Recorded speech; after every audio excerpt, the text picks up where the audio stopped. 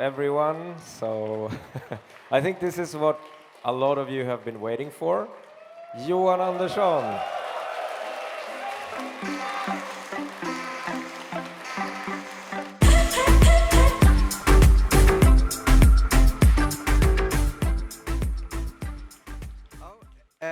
Is this one on? Can you hear me? Yay! Where are we? Yeah, let's start with this thing. Imperator, Rome. Yeah, what's so cool about it? Here's the screen I can actually watch, so. Yeah, it's the new cool game. I did some explanations or brief things yesterday, and today I'm gonna go through and tell you guys that people on Reddit have already done all of this.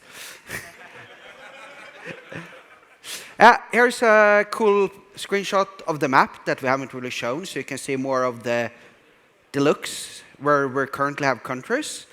Everything from up to, yeah, what do we call it? Bactria, Tibet, whatever. Part of India in Maria. We go even further eventually. There's so many countries there, like 400 different ones. And as I've said, I keep looking down there. I should look up to you guys. We have Sparta, so you can conquer the entire world and write "This is Sparta" on your screenshot. That would be kind of cool. Also, you have everything from Judea to Kenya, and this is an old screenshot because we've added lots of German tribes and Scandinavian tribes, so you can even play Maya, and some of you guys, or most everyone's ancestors here. Cool. Let's go for the next screen. So we have a bunch of resources. So there's 4 different powers. To the left, we have Civic, which is basically introducing laws, buying inventions, getting ideas. It's just the civic power.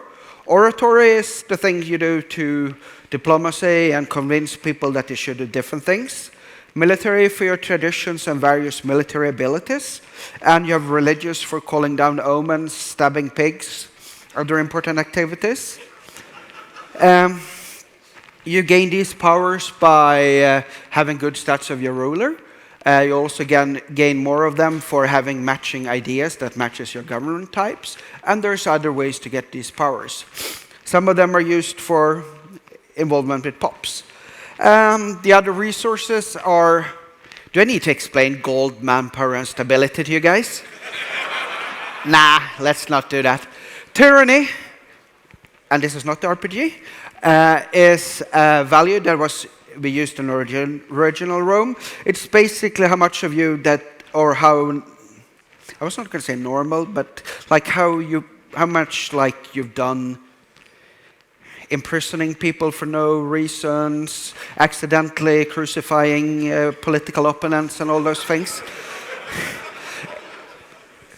You don't win by maxing it because your characters in your court and senate does not really like when it's high, but it's a good meter to keep track of how you're doing. So let's go through to the next one. We've got pops. Yay, we got citizens.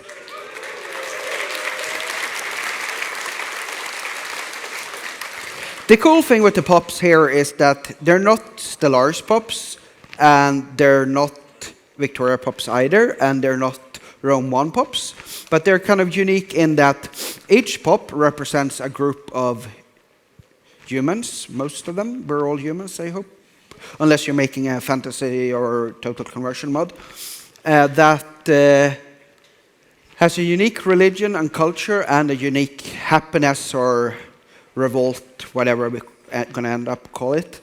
Citizens, they provide your research and commerce. Your freeman provides your manpower. The tribesmen, they provide a tiny little bit of manpower and a tiny little bit of tax, and these are basically uncivilized people in your nations. And if you're playing a tribe, you mostly have tribesmen. And then you have slaves, which provides the gold for you. To get new pops, there's population growth in the provinces, and if you go around conquering on the map, you're going to get a lot of slaves from other territories. That goes to your capital when you sack cities. And you can manually promote pops. Anyone here played Victoria 1? Manual pop promotion. It's slightly easier and more fun in Imperator. Just click buttons and spend resources, and you'll soon have a lot of citizens. Which is good for research, but not good for money and manpower. Here's a few examples of trade goods. We have about 40 of them. These were some of the icons that were cool. Trade goods have 3 different things that gives you benefits. First of all, if they're produced in your province. Province is what we call regions and states. Cities is what we used to be provinces in other games, because we can't call things states. Yeah, it's a name terminology that fits Rome the best. Anyway, if your province and cities provide a resource, if you produce one of them, you get a standard bonus in your province. Like grain gives you plus 20 in population growth. If you get a surplus, you get another, let's say, plus 5 population growth for each grain. And if you have a lot of provinces producing it, you can get a lot of grain there. And then you can do trade routes, where you basically, if you have access to another nation or from your own states, where you can do a trade route import, then you'll be able to stack your bonuses. And you get special bonuses if you end up in your capital. Let's go further. These are the unit types. There are 9 different ones, archers and mounted archers. Yeah, you can read them all. Some of them are restricted by your military traditions. So if you're playing a Roman, you're not going to be able to build chariots, but British people will be able to do that. While some of them are restricted by resources, so unless you get a good trade route up to Sweden with elephants, you're not going to be able to build elephant cavalry, no matter how cool it are.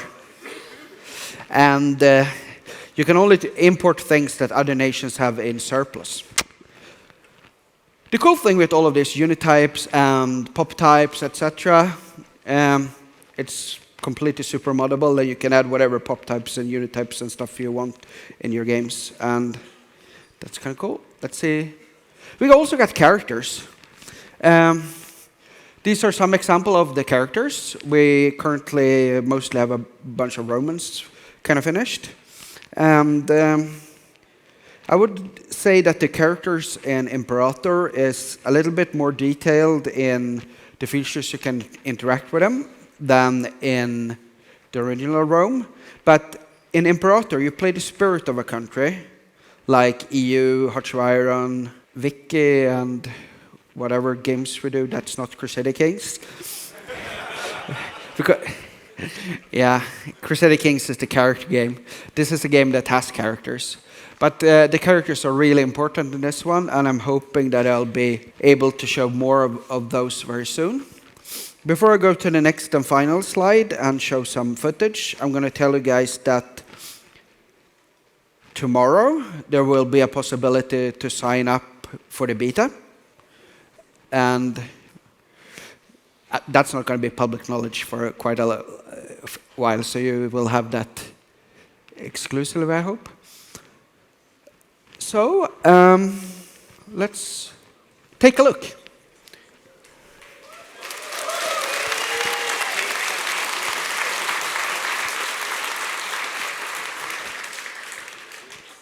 Here's a quick look of the world, panning all the map.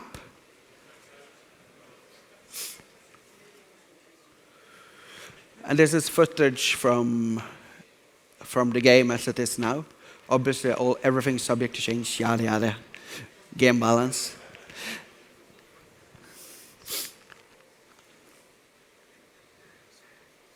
And this is when I'm happy that we have a good PC playing this video.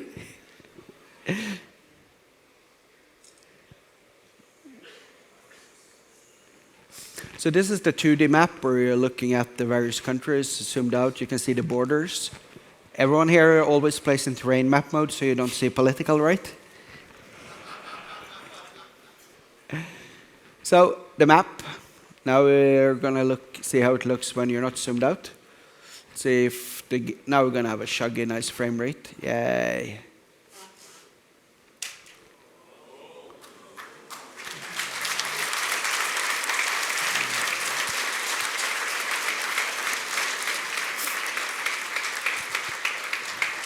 You'll be able to build roads as the Romans by using your armies to build new roads so it's much quicker. The cities will grow in the size with the pops that you have in your provinces.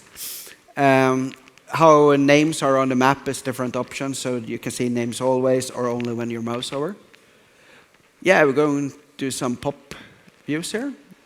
Here's a view of the interface. Some tooltips of what how the pop is growing there, what the different pops are, which religions, and so on.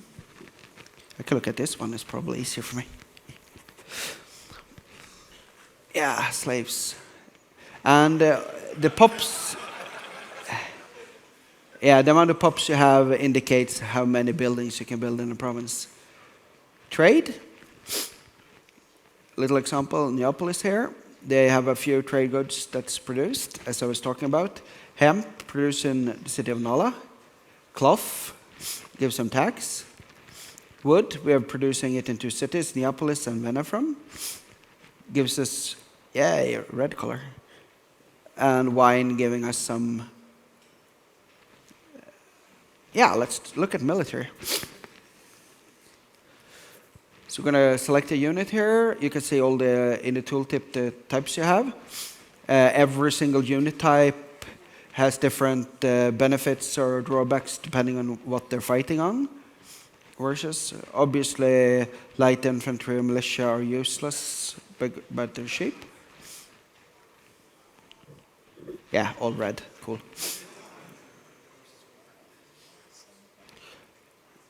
And we have some characters here. And yes, this is our internal portrait editor, or basically viewing the assets we have for the portraits. And because the portraits are not just, they're not hand-drawn, we have this 3D model thing. This is one character, and it's automatically generating all the portraits, and you can just rotate them and look at them in the game. And you're going to have a lot of good, cool attachment to the characters while you're playing. So let's see some randomization. You just get someone. Oh. Should be looking mostly Romans. Yeah, we're getting a few one looking like the dev team almost. No. Yeah, looks like me. Or when I'm not gray-haired. So he looks like a young 20-year-old, but let's see what it looks like when he's a little bit older. You just change. So characters will automatically age, and you'll be able to see the age of the characters. So a little bit younger there. We do not have children yet in the game. Oh, that's a cool guy. There's going to be a lot of different like hairstyles and combinations and people, so everyone will be looking unique. I'm not entirely sure of how many cultures we'll have with the start and how many ethnicities, but it should cover all of the map. This is it for the quick little presentation here. Thank you.